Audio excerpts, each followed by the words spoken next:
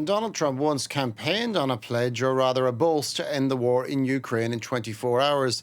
But Trump's desire for a swift end to the war has swiftly run up against a major obstacle: Russian President Vladimir Putin.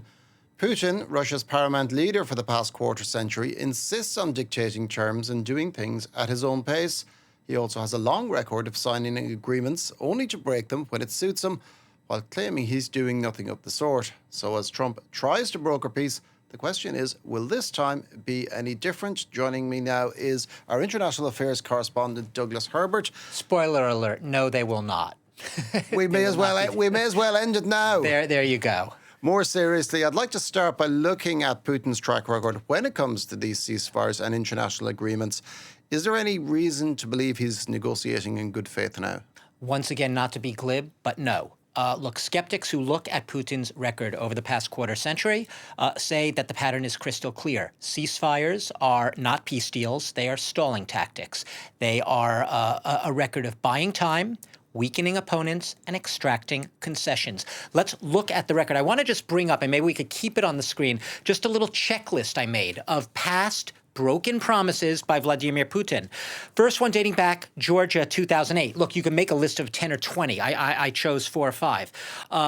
Georgia war. There was an EU-brokered ceasefire. What happened after it was signed? Russian forces continued to advance and occupy Georgia's breakaway territories of South Ossetia and Abkhazia. Putin essentially ignored the deal while claiming to do anything but. Then you had the mother of all violations, perhaps, annexation of Crimea, March 2014. Not a ceasefire, to be precise, but rather an annexation, an illegal annexation. What happened? February, March 2014. Well, he basically staged a sham referendum, which got over 95% support. And then the pretext for annexing it is this was always part of Russia anyway, and we want to protect the rights of Russian speakers. Let's move on. Now, this is really the mother of all violations. This is what the skeptics point to today with regard to the current talks. Minsk agreements, they were actually protocols, Oliver. There was Minsk 1, it's called, and Minsk 2, September of 2014, February 2015. What is it? It was to de-escalate in Donbass in eastern Ukraine. The idea was a ceasefire, the withdrawal of Russian troops and Ukrainian as well, and also heavy equipment, the disarming of illegal groups in the area, and Donetsk and Luhansk, those breakaway rebel provinces, which were helmed by separatist, pro-Russian separatist leaders, they were supposed to be decentralized and part of a negotiated deal for greater autonomy remaining within Ukraine. Minsk put no obligations on Moscow. We know the rest is history. In 2022, Putin recognized the independent republics of Donetsk and Luhansk. Syria ceasefires over 4 years. Putin once again signing on to a U.S. and Turkish brokered ceasefire deal. What happened? Russia, backing up the then Assad regime, continued to bomb heavily strikes against so-called, quote, terrorists in Idlib province in northwestern Syria. Collateral damage, civilian infrastructure, not so collateral. Once again, a violation of ceasefire terms, and once again, terms that Russia would deny it ever violated. You can go on and on. I left the last one with a bunch of question marks. Current Ukraine talks, well, given what I just said about those 4 previous ones, it doesn't take a great stretch of the imagination, Oliver, to put those question marks there and have some very strong doubts about whether it's even possible to give birth to a real ceasefire, or let alone a peace deal under these circumstances. Now, Russian and Soviet leaders have historically seen expansion as Russia's equivalent of manifest destiny.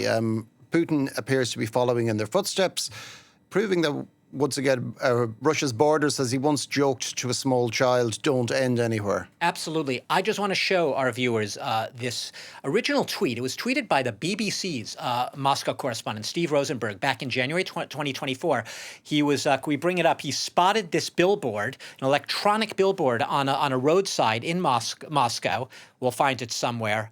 Trust me, it does exist. But it was a tweet. And basically, it had Putin's image, and then it had a quote by Vladimir Putin saying, "Russia's borders do not end anywhere." And in the upper left corner was the logo. There you see it now, the logo of the state-controlled Russian propaganda outlet TASS.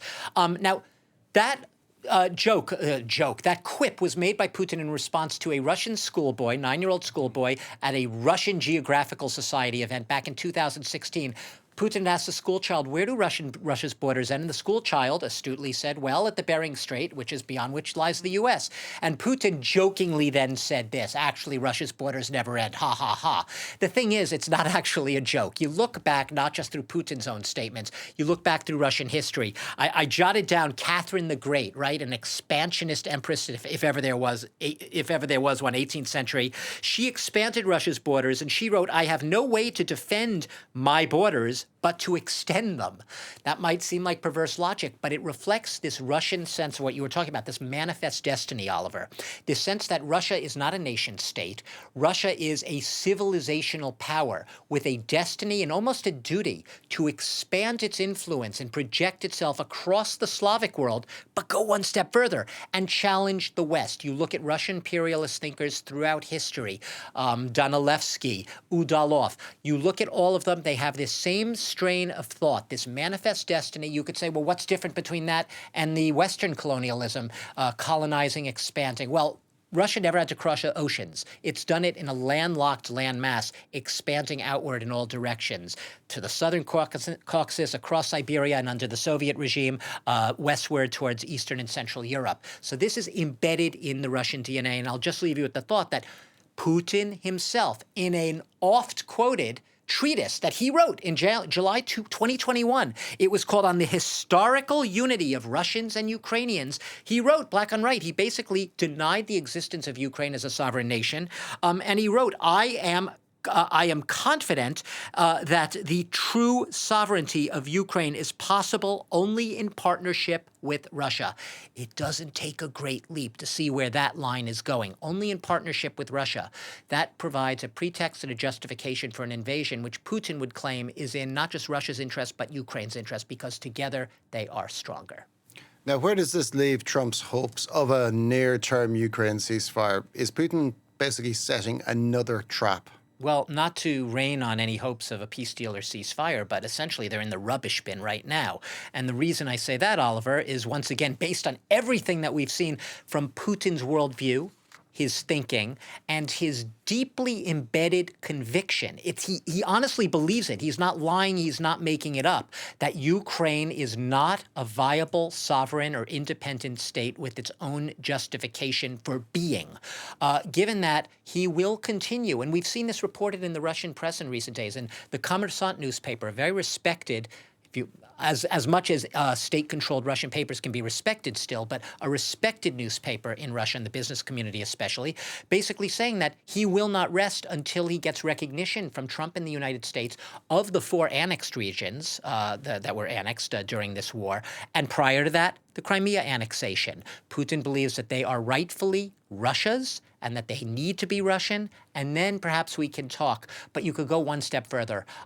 Even a lot of Russians right now, and a lot of Russians who've left Russia, looking at this situation, say that Putin will not rest until ultimately his objective is to get back all of Ukraine. You might say that that's an exaggeration, that's being overly doomsdayish, it's overly grim. It really isn't. It's really just simply almost repeating Putin's own words. For now, yes, the 4 regions plus Crimea, those are perhaps his bottom line, but it's a very, very short step to basically wanting to crush Ukraine as a viable sovereign entity, which is why I don't say he won't sign a ceasefire deal at some point. He probably will at some point, and there'll be big headlines about a peace deal, a ceasefire being struck. The question is the viability and the durability of that peace deal. I wouldn't give it too much time.